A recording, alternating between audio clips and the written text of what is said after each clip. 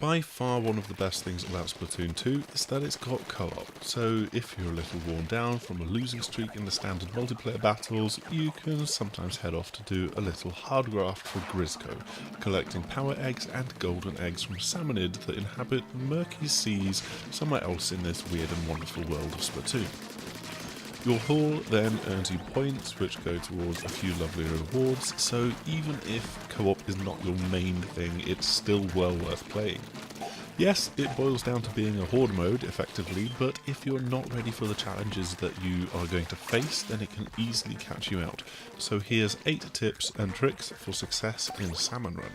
Number 1. Know when your shift starts. It sucks, I know, but Salmon Run is only available at certain times, and you can't earn those rewards if the game mode isn't there for you to play.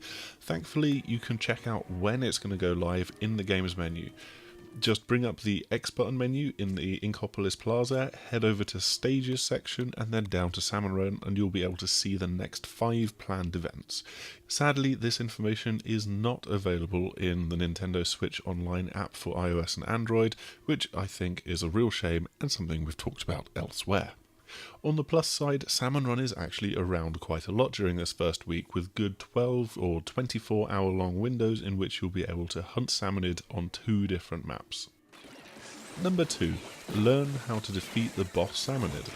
While you'll easily blast your way through the basic Salmonid, both big and small, it's really the bosses that you need to watch out for, and they come in a number of different forms.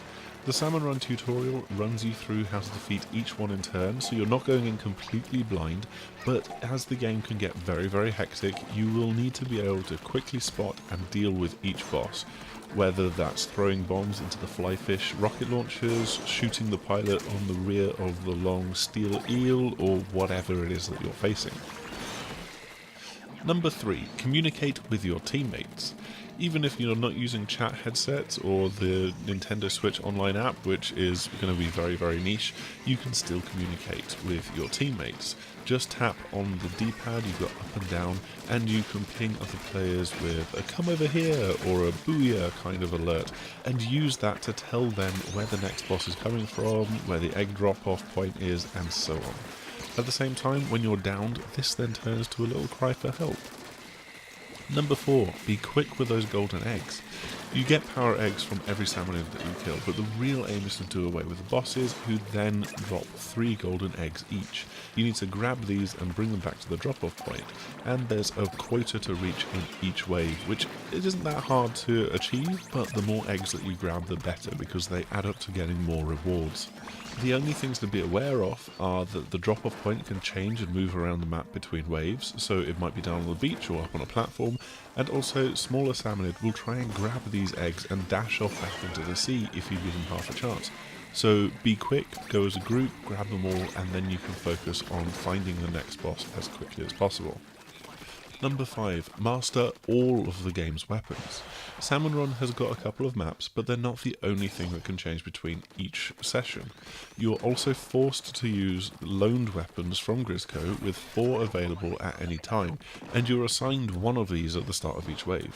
So you'll need to be handy with all of the weapon types in the game, whether it's a splat charger, a roller, or a standard splatter shot, and you need to also be able to know when best to use your 2 special attack charges, and be pretty great at throwing those suction bombs to dispatch some of the bosses. Number 6. You can actually move when you're downed.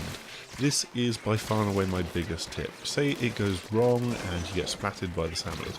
You can then be revived by your teammates if they will shoot at the little life ring which is now floating in the ink, and this brings you back into the action. But there is a further trick, which is that you're not completely helpless. You can actually move around, and you can even pick up golden eggs and then slowly shuffle them back towards your teammates.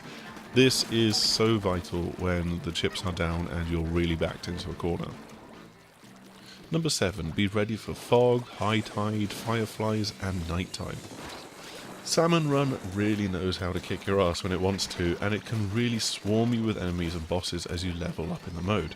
Then there's the changing tide height, which might restrict you to higher points of the map. Fog could come in to blanket the level, making it really difficult to see anything more than a few meters away, and nighttime will see the Salmonid rush from all directions, while shiny goldy Salmonid also appear constantly.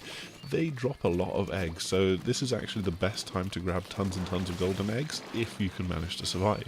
Lastly, nighttime can also bring fireflies with it, which will float around one of you and then draw all of the Salmonid towards that particular player. Will you defend them with your life? Will you use them as bait? It's entirely up to you.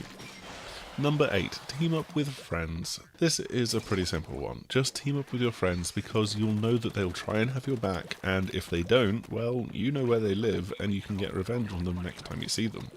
You can buddy up with friends via the friends menu regardless of how many of you there are, because even if you don't have 4, the game will still try to matchmake to fill out the group. Unfortunately, if you're using the Nintendo Switch Online app, that isn't possible because that always puts you into a private match. So really the best bet is to team up within the game and then chat via Skype or Discord or something similar. That's all the tips that we've got for you today, but there is a lot of fun to be had in Salmon Run, so here's hoping that this has helped you get a little bit of a leg up in the mode and earned you some of those tasty rewards from Grizzco for your efforts. Thanks for watching, and obviously I'd love for you to like, subscribe and share this video, but also check out our other videos and come visit us over on the 6axis.com sometime soon. So until next time, try and stay off the hook.